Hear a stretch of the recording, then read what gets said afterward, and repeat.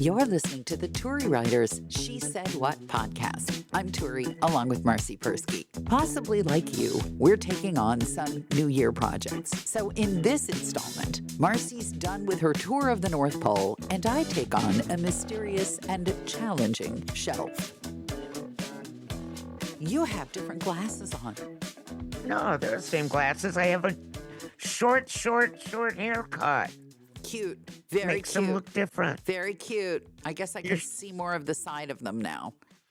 Yeah, you can actually see them now. My head feels light compared to like a big sweaty ball of Polar Express ticket agentness with hair on top of my head just spread all over like a troll doll. Well, it's very cute. Looks cute. Thank you so much. Are you chewing gum? No. Oh, thought I heard chewing gum. No, No, I think you hear my headphones slipping around my head, which is really weird. I don't know why it's doing that. Anyway. Oh, because I have less hair. Do I guess I have to fix my headphones. Okay. So you're done with the Polar Express. You had your own Polar Express there in Arizona. We couldn't record for 4 days because you had a blizzard. Yeah, it was bad. Now it's sunny and cold, and there's a lot of mud. Blizzard, mud. You like living, all you need now are boils and frogs and... Oh, believe me, we don't. We have cows. Cows, right? Cows are back. I think in the plagues that was a disease of cows, but you just have the cows as a disease. The cows are a disease. They're living in your yard again, are they? Yeah, and we didn't know until Frankie went. For anyone who doesn't know, we're very remote. We haul our own water, and we hold water in above ground and below ground, whatever. Tank. And tanks, thank you. Yeah. I got that word for you, no problem. Roger that. I had a dog named Tank. Anyway, Frankie went to get water today, got home with a full water tank, and found out that one of the stupid cows had stepped on the part that connects to the pump. Oh, boy. Yeah, and shattered it. So, and he's been shaking. Okay, so all of our animal lovers, just shut up, because I'm going to say this anyway. But my husband has been chasing cows with a pellet gun and shooting them in the butt to try and make them leave. I can't imagine that really has an effect. No, it's like a fly. No, it has been quite unsuccessful. But fun to watch. It is pretty funny. And we're trying to keep them off the AstroTurf. There's like cow prints in the AstroTurf. Why would they even want to be on the AstroTurf? They can't eat it. They just go wherever they want. They're not like normal cows. What? They're not like Michigan cows. These cows look like army tanks. They're huge. They're huge, ginormous, really clumsy cows. I've never known and cows bulls. to be neat at all. Well, I've been around cows before.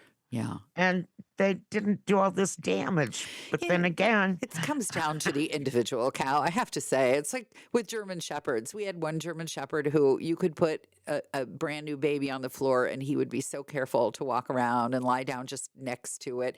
The next German Shepherd, you wouldn't put anything delicate on the floor. She'd walk right over it. This German Shepherd that we're fostering right now is still getting my award for the stupidest German Shepherd ever. But he's so cute. He's very cute. I know. But I have thrown more food. You'll be eating. You have your knife, your fork in your hand, right? And you're just about to put a fork full of food in your mouth. And then there's this head that just shoves itself right in your armpit and your hand flies up and the food flies up. And it's like something out of a cartoon. Like, whoop, there goes my piece of tuna salad. Just whoop, gone. I have found myself elbowing this dog more times than I ever elbowed any animal in my life. It doesn't seem to make the slightest bit of difference. He'll go away for 3 seconds. He'll look at you. You didn't really mean that. You get the next piece of whatever on your fork. Your mac and cheese is just right there on your fork. And then boom, with the head under the elbow, whoop, with the fork and the mac and cheese. And this goes on all day. Not that I Hey, I'm eat all gonna day, but yeah. respectfully Did I suggest not eat mac and that cheese with a fork? no, that you erase all of that if you want to get this dog out of your house. You're not exactly making him sound Friends. like an attractive, No, he's adoptable. really a doofus. No, but fortunately, amongst our 5 listeners, I don't think there are that many looking to adopt German Shepherds. If they were, we would have placed one of the numerous other German Shepherds that we have fostered with them, any one of which gets a Nobel Prize compared to this German Shepherd, who really has got to be the stupidest, although in a very sweet sort of way. I took on a task. This is how it is now since I broke my leg. I set myself very small tasks. The shelf in the linen closet where you shove all the old COVID tests, used 8 bandages, Yeah, Fib one of those. shampoos from hotels, stuff that you get in the hospital that you would never brush your teeth with in a million years unless you were absolutely desperate, but you can't throw it out because there are people in third world countries who can't get toothpaste, so you keep it in baskets because somehow that'll make it neater. Yeah.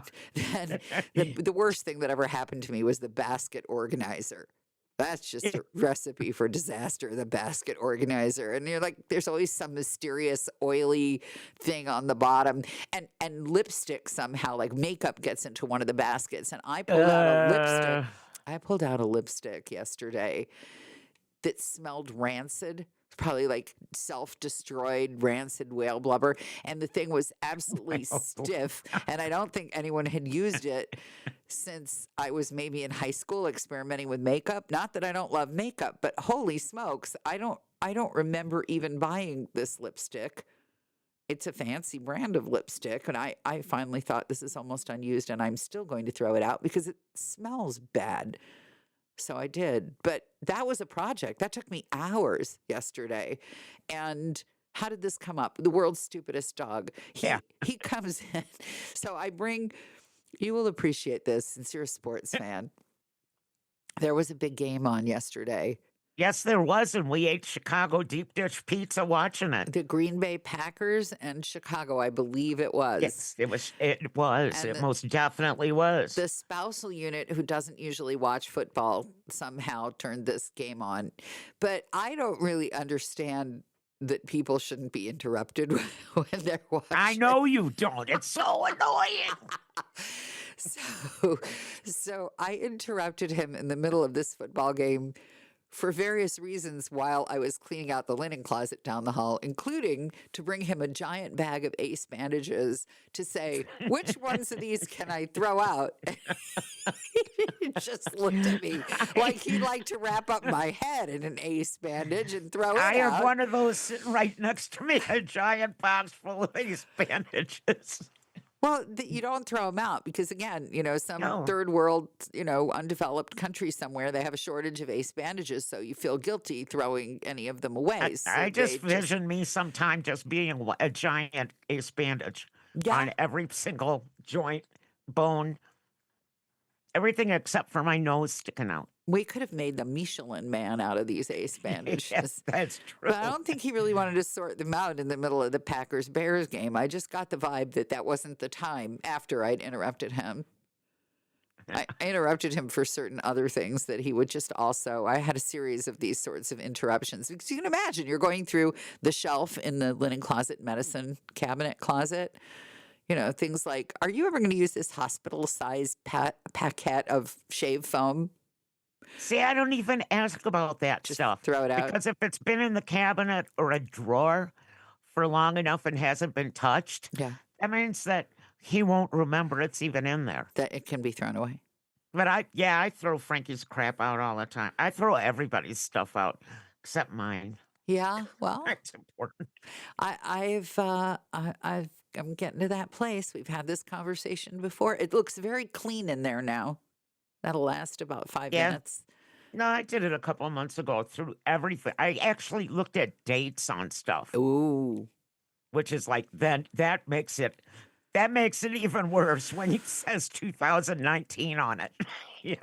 Well, I mentioned I was doing this household task since the foster dog isn't interested in watching the important football game. he decided to help. And it turns out he has a remarkable level of interest in used ace bandages. But again, I have drugs that they've given me that didn't really work, or I didn't finish, or they switched them. And it used to be periodically that somebody was going to some underserved medical area, somebody with a medical license, and they were collecting drugs, which I always thought was a little bit odd, but fine. You want my old blood pressure medication to help yourself. But now all the countries, and this is not a political podcast, but unfortunately all the underserved countries that we might be going to with friends who are doctors to help out, Yes. we've recently changed our policies towards a lot of those countries. So we're not so welcome there right now, even with our pockets full of secondhand drugs. Yes. Very unpopular. So now I have to take all those things to the hospital. They have a mailbox near one of the entrances of the hospital where you can drop off all the unconsumed drugs. Really? Yeah. And I'm amazed that no one has broken into that thing yet. Where is it? Address? And what I want to know is, should I take the label off the drug? Are they just going to destroy it all, or what? Well, they have to know what it is. I don't know that they have to know what it is. They can just take it to a toxic waste site. They could just black out your name. I think they're disposing of it. I don't think wipe it for fingerprints. They're reusing it. I don't know what they do with it. It's a very mysterious thing. I just noticed it the other day, and now I have to know what becomes of the drugs in this giant U.S. mail style iron box that says unused prescriptions here. What do they do with that? I don't know. I seriously don't know. Thanks for listening to the Turi Ryder's She Said What podcast. And if you've made it this far, we're guessing you liked it. So please recommend it to your friends and check out my book, She Said What? A Life on the Air. You can get it at your neighborhood independent bookstore or that website that sells everything.